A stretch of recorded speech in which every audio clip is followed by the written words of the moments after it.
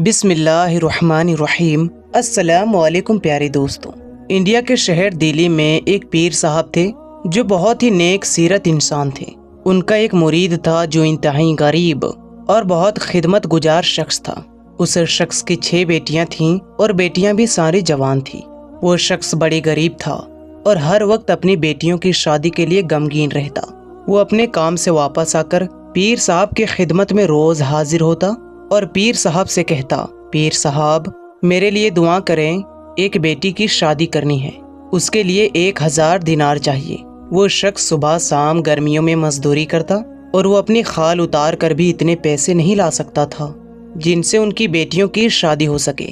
یہ شخص بہت زیادہ غمگین تھا اور ایک روز پیر صاحب کی خدمت میں حاضر ہوا اور کہا کہ میری ایک بیٹی کا رشتہ ہوا ہے اور جلد ہی اس کی شادی کرنی ہے، لیکن میرے پاس پیسے نہیں ہیں۔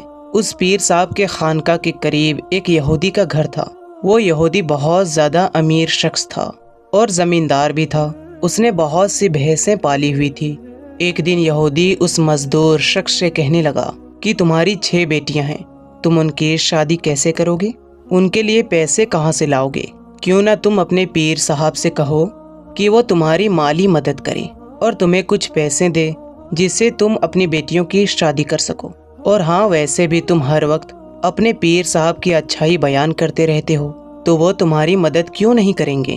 وہ شخص یہودی سے غصہ ہو گیا اور کہا کہ میرے پیر صاحب کے پاس پیسے نہیں ہیں۔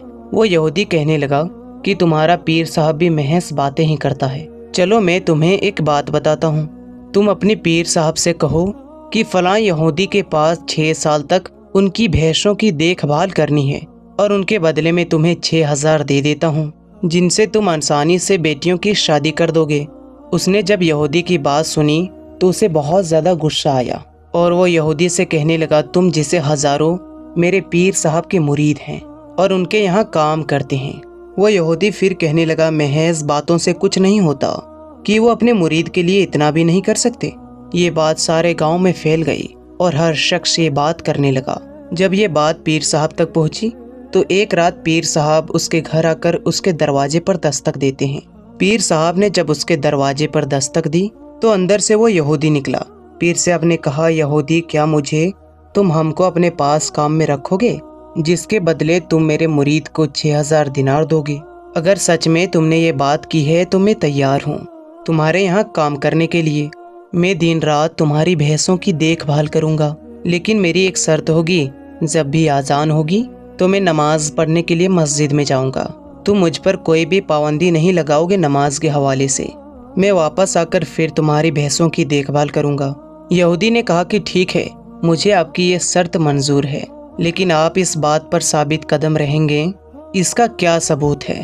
پیر صاحب نے کہا، ٹھیک ہے، میں وعدہ کرتا ہوں میں اپنی بات پر ثابت قدم رہوں گا۔ وہ یہودی کہنے لگا، نہیں، اس طرح نہیں، زبانی کلام میں نہیں کرتا۔ وہ شخص پیر صاحب کو شہر کے قاضی صاحب کے پاس لے گیا اور پورا واقعہ سنایا کہ میں 6000 اس کو دوں گا، اس کے بدلے میں یہ 6 سال تک میری بھینسوں کی دیکھ بھال کرے گا۔ انہوں نے اپنا معاملہ وہاں حل کر دیا اور 6000 دینار لے کر پیر صاحب نے اپنے مرید کو دے دیے، جس سے 6 بیٹیوں کی شادی اس نے کر دی۔ یہ بات جب ملک کے حاکم تک پہنچی تو وہ بادشاہ بہت زیادہ نیک سیرت تھا۔ بادشاہ سلامت ساری بات سننے کے بعد بہت زیادہ متاثر ہوا اور بادشاہ سلامت نے ایک درباری کو 12000 دینار دیے اور کہا کہ پیر صاحب کو دے دو اور کہو کہ ہم نے یہ بات سنی ہے اور ہم بہت زیادہ خوش ہوئے ہیں اور ہم انعام کے طور پر 12000 دینار دیتے ہیں، جن میں سے اب 6000 یہودی کو واپس کر دیجیے اور باقی کے کچھ اپنے پاس رکھ لیجیے۔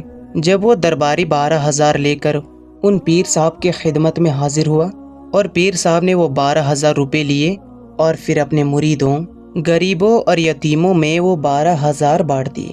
یہودی کو جب یہ بات خبر ہوئی کہ بادشاہ سلامت نے پیر صاحب کو 12000 روپے دیے ہیں، یہودی یہ سوچ رہا تھا کہ پیر صاحب شاید مجھے 6000 دے کر کے میری غلامی سے نکل جائیں گے، لیکن بہت دن گزر گئے۔ پیر صاحب نے کوئی بات نہ کی اور اپنا کام کرتے رہے۔ ایک دن یہودی نے سوچا، جا کر معلوم تو کروں، پوچھو تو صحیح کہ پیر صاحب کے پاس 12000 بھی آئے، لیکن آپ نے میری غلامی سے آزادی کیوں نہ حاصل کی؟ اگر آپ چاہتے تو میرا کام چھوڑ سکتے تھے یہودی نے پیر صاحب سے کہا کہ پیر صاحب، میں نے سنا ہے کہ بادشاہ سلامت نے آپ کو 12,000 دینار بطور انعام دیے ہیں، وہ کہاں ہے؟ پیر صاحب نے جواب دیا کہ میں نے اللہ کی راہ میں خرچ کر دیے ہیں اور غریبوں، مسکینوں اور یتیموں میں بانٹ دیے۔ یہ بات سن کر یہودی بہت زیادہ متاثر ہوا اور بالآخر وہ پیر صاحب کے قدموں میں بیٹھ کر معافی مانگنے لگا اور کہا کہ آج تک میں نے مسلمانوں کے اخلاق کے بارے میں سنا تھا، لیکن آج میں نے اپنی آنکھوں سے دیکھ لیا ہے۔ پیر صاحب نے کہا کہ ہاں، تجھے کیا معلوم کہ بیٹیاں سانچی ہوتی ہے، اور میں نے یہ پیسے غریب اور یتیم بچیوں کے نام کر دیے جن سے ان کی شادی ہوگی۔ تمہیں کیا معلوم کہ میرا دل کتنا مطمئن ہے، مجھے تمہاری غلامی سے آزادی نہیں چاہیے۔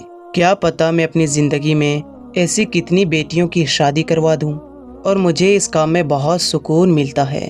اس یہودی نے کلمہ پڑھا اور مسلمان ہو گیا، اور اس نے اپنے دولت کا آدھا سے زیادہ حصہ پیر صاحب کو دے دیا اور کہا کہ پیر صاحب، اللہ کے حضور میرے لیے دعا کریں اور ان کو غریبوں میں تقسیم کر دیں۔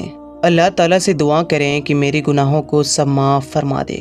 دوستو، ہمارا دین حسن اخلاق، صلہ رحمی اور حسن سلوک کی تعلیم دیتا ہے، لہٰذا ہمیں بھی خلق خدا کی خدمت کرنی چاہیے، اس سے اچھا سلوک کرنا چاہیے اور ان سے اچھی طرح پیش آنی چاہیے۔ اللہ تعالیٰ سے دعا ہے کہ وہ ہم سب کو غریبوں، یتیموں، مسکینوں کی مدد کرنے کی توفیق عطا فرمائے، آمین یا رب العالمین۔ دوستو، ہمیں امید ہے کہ آپ کو یہ ویڈیو، یہ کہانی بہت ہی اچھی لگی ہوگی، اور اگر اچھے لگا ہے تو اس ویڈیو کو لائک کر کے اپنے دوستوں اور رشتہ داروں میں ضرور شیئر کیجیے گا۔